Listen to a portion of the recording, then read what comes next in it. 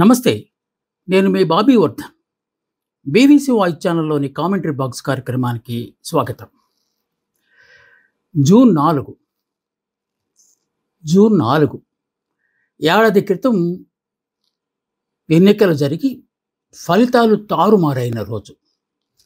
151 సీట్ల నుంచి 11 సీట్లకు వైఎస్ఆర్ కాంగ్రెస్ పార్టీని పరిమితం చేసిన రోజు.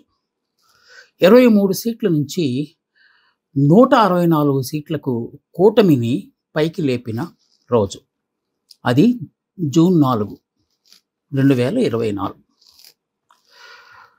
జూన్ 4 రాష్ట్రమంతటా నిరసనల ప్రదర్శనలతో అట్టుడికిపోయింది.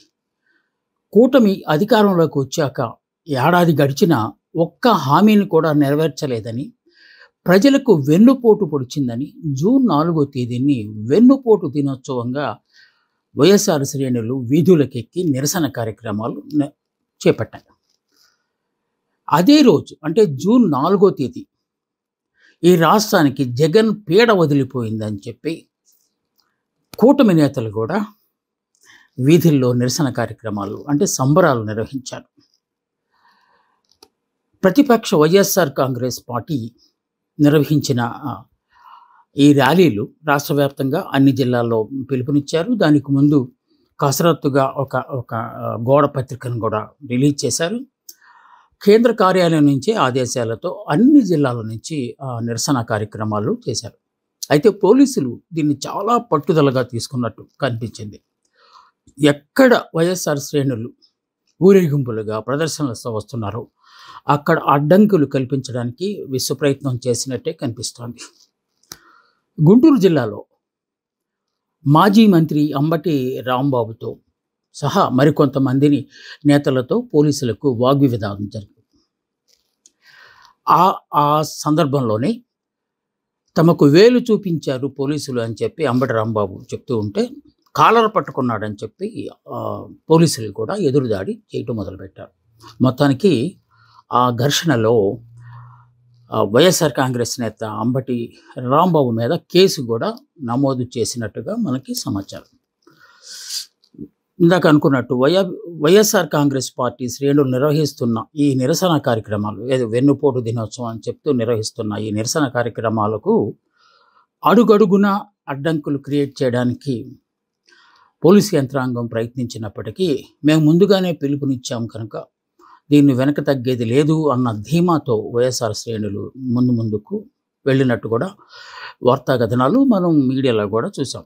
ఈ రోజుల్లో ప్రధాన స్రవంతి మీడియా కవర్ చేయాల్సిన అవసరం లేదు. ఎందుకంటే ఇప్పుడు మీడియా అంతా అధికార పార్టీకి అనుకూలంగా కొన్ని, ప్రతిపక్ష పార్టీలకు అనుకూలంగా కొన్ని మారిన నేపథ్యంలో ఈ సోషల్ మీడియా అనేది ఇష్టారాజ్యంగా మారిపోయి ఎక్కడ ఏ మూల ఏ చిన్న సంఘటన జరిగినా కూడా ప్రజల ముందుకు తీసుకొచ్చే కార్యక్రమం జరుగుతుంది. కనుక దాచేస్తే దాగని సత్యాలు ఇక ఉండవు, అన్నీ సోషల్ మీడియాలో ప్రత్యక్షమవుతాయి అనే దానికి ప్రత్యక్ష సాక్ష్యమే జూన్ 4వ తేదీన అటు ఇటు వర్గాలు నిర్వహించిన నిరసన కార్యక్రమాలు. మహానాడు దిగ్విజయంగా చేసిన ఆనందంలో కూటమి నేతలు ఉన్నారు. ముఖ్యంగా తెలుగుదేశం పార్టీ నేతలు ఉంటే ఇదేం తలనొప్పిరా బాబు అని చెప్పి వాళ్ళు అనుకుంటున్న నేపథ్యంలో ఇలాంటి కార్యక్రమం జరగటం అనేది ఆ టీడీపీ శ్రేణులకు కూడా కాస్తంత ఆగ్రహాన్ని తెప్పించిన మాట వాస్తవం. ఎన్నికల ముందు అంటే ముఖ్యంగా ఎన్నికల ప్రచారంలో అనేక వాగ్దానాలు చేసి తీరా గద్దెనెక్కిన తర్వాత ఇంకా సూపర్ 6 అనే ఒక కొత్త ట్రెండ్ను తీసుకొచ్చి అధికారం చేపట్టిన తర్వాత వాటి ఊసే ఎత్తకుండా ఏడాది కాలం గడిపేసిందని చెప్పి వైఎస్ఆర్ కాంగ్రెస్ చాలా స్ట్రాంగ్గా ప్రజల్లోకి తీసుకెళ్లే ప్రయత్నం చేస్తుంది. ముఖ్యంగా ఆ పార్టీ అధినేత వైఎస్ జగన్మోహన్ రెడ్డి ఏ కార్యక్రమంలో మాట్లాడినా కూడా ఇది మోసపూరిత ప్రభుత్వం, చంద్రబాబు నాయుడు అనేది ఆయన మోసానికి ఒక బ్రాండ్ అంబాసిడర్ లాగా ఉన్నారు. ఏ ఎన్నికల్లోనైనా సరే అలవి కాని హామీలు ఇవ్వడం, ఆ తర్వాత అధికారంలోకి వచ్చినాక వాటిని మర్చిపోవటం అనేది ఆయనకి ఆనవాయితీగా వస్తుంది. ఇప్పుడు కూడా అదే జరిగింది. ప్రజలు తీవ్ర వ్యతిరేకత వ్యక్తం చేస్తున్నారు. ఎప్పుడెప్పుడు ఎన్నికలు వస్తాయా, అప్పుడు పార్టీ ప్రభుత్వాన్ని మార్చేద్దామనే ఒక ఉత్సాహంతో ఉన్నారని చంద్రబాబు నాయుడు ఉరకలేసే ఉత్సాహంతో పార్టీ శ్రేణులను ఆనందింపజేస్తున్నారు. అది సాధ్యమేనా? వారు చెప్పిన ప్రకారమే ఒక ఏడాదే గడిచి ఇంకా 4 సంవత్సరాలు ఉంది. అప్పుడే గద్దె దించడం అనేది అంత సాధ్యమైన పనేనా? పోనీ మీకేమన్నా విపరీతమైన సంఖ్య ఉందా లెక్కలు తారుమారు చేయడానికి? అది లేదు. సో, ఎలాంటి పరిస్థితుల్లోనూ అది సాధ్యమయ్యేది కాదు. 4 సంవత్సరాల పాటు మీరు ఈ నిరసన కార్యక్రమాలు చేయాల్సిందే అని సవాళ్లు విసినట్టుగా తెలుగుదేశం పార్టీ, ముఖ్యంగా కూటమి నేతలు కూడా ఈ ఇదే సమాచారాన్ని ప్రజల్లోకి తీసుకెళ్ళడానికి ప్రయత్నిస్తున్నారు. రాష్ట్రాన్ని అప్పుల పాలు చేసి, పూర్తిగా దివాళా తీయించి, ఖజానా ఖాళీ చేయించి, ఒట్టి చెప్పున మా చేతికిచ్చి జగన్మోహన్ రెడ్డి వెళ్ళిపోతే, మేము చేసిన హామీలన్నీ నెరవేర్చాలనే ఉంది. కానీ నిధులెక్కడివి? అదే భయంగా ఉందని చెప్పి చంద్రబాబు నాయుడు అటు అసెంబ్లీ లోపల, అసెంబ్లీ బయట ఎక్కడ సమావేశం జరిగినా, ఏ సందర్భం వచ్చినా కూడా ఇదే అంశాన్ని ప్రస్తావిస్తూ వస్తున్నారు. జగన్ హయాంలో జరిగిందంతా కుంభకోణాలమయమని, అవినీతి రాజ్యమేలిందని, సో అలాంటి దానికి ఇప్పుడు విముక్తి కలిగిందని, ఇందాక మనం అనుకున్న జూన్ 4 తెలుగుదేశం ముఖ్యంగా కూటమి నేతలు నిర్వహించిన దానికి పెట్టిన పేరేంటంటే జగన్మోహన్ రెడ్డి విముక్త ఆంధ్రప్రదేశ్ మనకు అప్పుడు అవతరించింది. ఆ శని వదిలిపోయింది అని నినాదంతో వాళ్ళు జనాల్లోకి వెళ్ళారు. సో పనిలో పనిగా ఈ కార్యక్రమాన్ని కూడా చేపట్టారు. చంద్రబాబు నాయుడు ఏమీ చేయలేకపోవడానికి, ఒకవేళ నిజంగానే ఈ పథకాలను సరిగా అమలలేకపోవడానికి, సూపర్ 6 పథకాలు ఆలస్యం కావడానికి ప్రధానమైన కారణం ఆ పాపమంతా జగన్మోహన్ రెడ్డి గారి మీదే తోసే ప్రయత్నం చేస్తుంది తెలుగుదేశం పార్టీ. జగన్ హయాంలో జరిగినవన్నీ మోసాలు, కుట్రలు, కుయుక్తులు, కుంభకోణాలు. సో ఖజానా అంతా ఖాళీ అయిపోయింది. సో సొమ్ము ఎక్కడికి వెళ్ళాలో అక్కడికి వెళ్ళిపోయింది. ఇప్పుడు చూస్తే అంత దివాళా తీసిన రాష్ట్రంగా మనది ఉంది. దానికి సమాధానంగా వైఎస్ఆర్ కాంగ్రెస్ చేసేది ఏంటంటే, ఎన్నికల ముందు రాష్ట్ర ఆర్థిక పరిస్థితి మీకు తెలియదా? రాష్ట్రంలో ఎన్ని అప్పులు ఉన్నాయో మీకు తెలియదా? అయినప్పటికీ ఇలాంటి మోసపూరితమైన వాగ్దానాలు ఎందుకు చేశారు? పిచ్చి జనం దాన్ని నమ్మారు. మీకు నమ్మి ఓట్లు అప్పగించారు. అప్పుడు మీరు ఏం చెప్పారు? సంపద సృష్టించి పథకాలను అమలు చేస్తామని చెప్పారు కదా. ఆ సంపద సృష్టించడం అంటే ఏంటి? ఏడాది గడిచినా కూడా ఏమి చేయకపోవటమేనా అని చెప్పి వాళ్ళు ఎదురుదాడి చేస్తూ ఉన్నారు.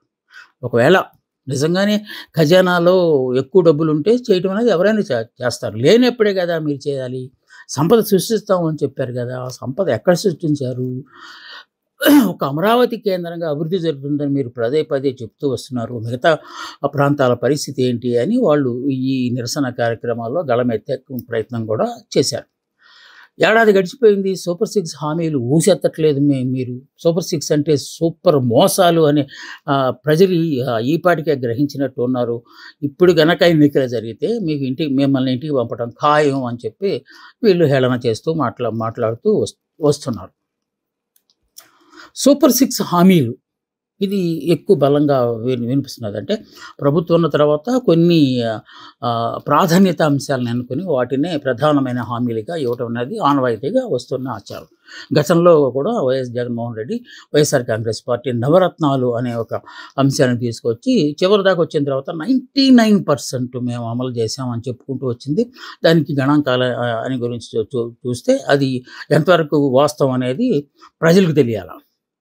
అదే నిజమైతే ప్రజలు ఎందుకు ఈ ఓట్లు వేశారని చెప్పి తెలుగుదేశం పార్టీ వాళ్ళు ఇస్తున్న ప్రశ్నకు కూడా సమాధానం వెతకాల్సిన పరిస్థితి ఏర్పడింది. సో నవరత్నాలు అనే 9 అంకెను అతను తీసుకున్నాడు కనుక దాన్ని రివర్స్ చేసి 9 రివర్స్ చేసి 6 వస్తుంది కదా. 6ని వీళ్ళు దీనిగా తీసుకుని సూపర్ 6 అనే పేరు పెట్టి రకరకాల పథకాలను పెట్టారు. సో అన్ని వర్గాల ప్రజలను ఆ సూపర్ 6లోకి తీసుకొచ్చారు. ఒకసారి కనుక మనం వాటి మీద సూపర్ 6 మీద దృష్టి కనుక సారిస్తే ఆడబిడ్డ నిధి అని ఒకటి ప్రవేశపెట్టారు. దాని ప్రకారం ఏంటంటే ప్రతి స్త్రీకి ఒక స్త్రీకి కాదు, ఆ ఇంట్లో ఎంతమంది స్త్రీలు ఉంటే అంతమందికి నెలకు 1500 రూపాయల చొప్పున ఆడబిడ్డ నిధి ఇస్తామని చెప్పారు. అంటే ఒక ఇంట్లో ఒక బిడ్డ కనుక ఉంటే, ఆడపిల్లలు ఉంటే అందరు కలిపి, అన్నదమ్ములు అందరూ కలిపి ఆయన సాయం చేసినట్టుగా ఆడబిడ్డ నిధి అనే దానికి ప్రతి నెల 1500 రూపాయలు ఎంతమంది స్త్రీలు ఉంటే అంతమందికి అనే పరిమితి లేకుండా ఇస్తామనేది ఒకటి పెట్టారు. దాన్ని ప్రస్తుతానికి అమలు చేసే కార్యక్రమం లేదు ఇప్పుడు, అంటే చేయట్లేదు. రెండోది తల్లికి వందనం. గతంలో కూడా వైఎస్ఆర్ కాంగ్రెస్ పార్టీ అధికారంలో ఉన్నప్పుడు కూడా బిడ్డలు చదువుకునేందుకు. కాకపోతే ఇంట్లో ఒక్క బిడ్డకు మాత్రమే వాళ్ళు 15,000 రూపాయలు ఆర్థిక సహాయం చేశారు. వాళ్ళు అమ్మక వందనం అలాంటిది ఏదో పెడితే వీళ్ళు కొంచెం మార్చి తల్లికి వందనం అని పెట్టారు. చదువుకునే ప్రతి బిడ్డకు 15,000. ఒకరుంటే 15,000, మన నలుగురుంటే 60,000 అని సంఖ్యలేసి మరీ చెప్పుకుంటూ వచ్చారు. ఈ హామీ కూడా ఇప్పటిదాకా నెరవేరలేదు. వచ్చే విద్యా సంవత్సరం నుంచి నెరవేరుస్తామని చెప్పి సమావేశాల్లో చాలాసార్లు చెప్తూ వచ్చారు. ఇది సూపర్ 6లో రెండవ హామీ వాగ్దానం. సో దాన్ని కూడా ప్రస్తుతానికి అమలు చేసిన దాఖలాలు కనిపించట్లేదు. ఉచిత గ్యాస్ సిలిండర్లు, ఏడాదికి 3 ఫ్రీ గ్యాస్ సిలిండర్స్ ఇస్తామని చెప్పి వాగ్దానం చేశారు. అది మాత్రం ప్రారంభించినట్టున్నారు. ఒకటి ఇచ్చేశారు. రెండో దానికి కూడా ఇప్పుడు మంత్రాలు జరుగుతున్నాయి. అప్పుడు కూడా చిన్న తీవ్ర గందరగోళం జరిగినట్టున్నది. ముందు మీరు కొనేసుకుంటే ఆ తర్వాత మీ ఖాతాల్లో మేము డబ్బులు వేస్తాం అన్నప్పుడు అసలు అంటూ డబ్బులు ఉంటే మీరు ఇచ్చేదేంటి ఉచితంగా అనే ప్రశ్నలు కూడా వచ్చాయి అప్పట్లో. కాకపోతే మొత్తానికి ఒక సిలిండర్ ఇవ్వడం అనేది సజావుగా సాగింది. రెండో దానికి కూడా రంగం సిద్ధమైనట్టుగా కనిపిస్తుంది. సో 6లో మూడో దాన్ని సగం ప్రారంభించినట్టుగా వైఎస్ఆర్ శ్రేణులు చెప్పుకుంటూ వస్తున్నాయి. ఇక మహిళలకు, వికలాంగులకు, సీనియర్ సిటిజన్లకు ఆర్టీసీ బస్సుల్లో ఉచిత ప్రయాణం అని చెప్పి ఒకటి ఇచ్చారు. అది ప్రక్కన ఉన్న కర్ణాటక రాష్ట్రం నుంచి తీసుకున్నట్టున్నారు. అలాగే తెలంగాణలో కూడా ఉచిత ప్రయాణం జరుగుతున్నది. కాబట్టి ఆర్టీసీ కష్టాల్లో ఉంది. అసలే కష్టాల్లో ఉన్న ఆర్టీసీని ప్రభుత్వం గతంలో వైఎస్ఆర్ కాంగ్రెస్ పార్టీ కార్పొరేషన్గా ఉన్న ఆర్టీసీని ప్రభుత్వంలో కలుపుకొని వాళ్ళందరినీ ప్రభుత్వ ఉద్యోగాలకు మార్చి వాళ్ళ జీతాలకి మెయింటెనెన్స్కి ఇలా ఖర్చు అయిపోతున్న నేపథ్యంలో ఇది సమంజసం, ఇది అమలు సాధ్యమవుతుందా లేదనే దాని మీద సాధ్యాసాధ్యాల గురించి ఒక అధ్యయనం జరుగుతుందని చెప్పి ఇంకొక సమాచారం కూడా మనకి ఉంది. ఇక నిరుద్యోగ వృత్తి, ఇది చాలా కీలకమైన అంశం. అంటే సమాజంలో ఎక్కువగా ఎఫెక్ట్ ఉండే నిరుద్యోగం అంటే ఏంటి? జగన్మోహన్ రెడ్డి ఉన్న కాలంలో వాలంటీర్లు అనే వ్యవస్థ తీసుకొచ్చి అంతవరకు మేము లక్షల్లో ఉద్యోగాలు చేసాము అని చెప్పేశారు. అవి కూడా ఉండనట్టు ఉద్యోగాలు. ఇప్పుడు ఈ ప్రభుత్వం వచ్చిన తర్వాత వాళ్ళని తీసేసింది. అఫ్కోర్స్ అది వేరే విషయం. లక్షల్లో ఉద్యోగాలు ఇచ్చామని వాళ్ళు చెప్పుకుంటే అదే దాన్ని స్ఫూర్తిగా తీసుకుని యువ నాయకుడు లోకేష్ గారు చేసిన ప్రకటన ఏంటంటే మేమున్న 5 ఏళ్ల కాలంలో 20 లక్షల ఉద్యోగాలు ఇస్తామని, తొలి ఏడాదిలోనే 5 లక్షల ఉద్యోగాలు మేము ఇస్తామని చెప్పి ఆయన హామీ ఇచ్చారు. దాంట్లో అదే సూపర్ 6లో 5వ అంశంగా ఉంది. ఒకవేళ ఉద్యోగాలు కనుక వెంటనే కల్పించలేకపోతే ప్రతి నెల ఒక్కో విద్యార్థికి, అదే నిరుద్యోగికి 3,000 రూపాయలు నిరుద్యోగ భృతి ఇస్తాము అని చెప్పారు. సో రాష్ట్రంలో కొన్ని లక్షల మంది నిరుద్యోగులు ఉన్నారు. సో చాలా కాలం నుంచి ఉద్యోగ నియామకాలు, ఇప్పుడు మొన్న ఈ టీచర్ల కోసం అని చెప్పి డిఎస్సి, మెగా డిఎస్సి ఏదో వచ్చింది కదా, దాన్ని దగా డిఎస్సి అని చెప్పి వైఎస్ఆర్ కాంగ్రెస్ చెప్పింది. సో అది మెగా డిఎస్సి వచ్చింది. అవి తప్ప ఇప్పుడు దాకా రిక్రూట్మెంట్ చేసినట్టుగా మనకి సమాచారం అయితే లేదు. సో అది లేని సమక్షంలో నెలకు ఒక్కొక్క నిరుద్యోగి 3,000 రూపాయలు ఇస్తున్నారు కదా, దాని సంగతి ఏంటి? సో అది కూడా ప్రారంభించినట్లేదు. దాని మీద కూడా లోకేష్ గారు విద్యాశాఖ హెచ్ఆర్డి మినిస్టర్ హోదాలో ఆయన అసెంబ్లీలో చెప్పిన సమాధానం ఏంటంటే దాని మీద అధ్యయనం జరుగుతుంది, ఎలాగా దాన్ని అమలు చేయాలని దాని మీద అని చెప్పారు.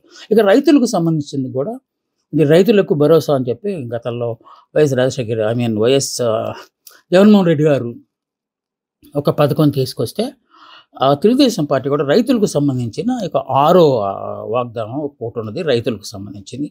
దాని ప్రకారం అయితే ఏడాదికి ఒక్కొక్క కుటుంబానికి 20,000 రూపాయలు ఇస్తారు. అంటే 5 సంవత్సరాల్లో 1,00,000 దాకా అవుతుంది అది. సో ఇది పంట బీమా, విత్తనాలు అలాంటి వాటికి ఇచ్చే విత్తనాలు, ఎరువులకి ఇచ్చే సబ్సిడీ ఇది పోను. ఇది కూడా ఇది దాంట్లో ఉండదు. ఇది ఎక్స్క్లూజివ్ అనమాట. అది ఉంటుంది. సో ఇక మేము కొనుగోలు మాత్రం మనం మామూలుగానే చేస్తాము, దానికి మళ్ళీ వేరేగా ఇస్తాము అని చెప్పి ఒకటి చెప్పారు. దాన్ని కూడా ఇప్పటికే 2 వ్యవసాయ కాలాలు అయిపోయినాయి. అంటే ఖరీఫ్ అయిపోయింది అని దాని గురించి కూడా మాట్లాడుతున్నారు. దాని మీద కూడా అధ్యయనం జరుగుతూ ఉన్నది. ఇప్పుడు తర్వాత వచ్చింది ఏంటంటే ఈ వీటిలో ఒక్క గ్యాస్ సిలిండర్, ఇందాక మనం అనుకున్నట్టు గ్యాస్ సిలిండర్ పథకం మాత్రం అది అమలయ్యింది.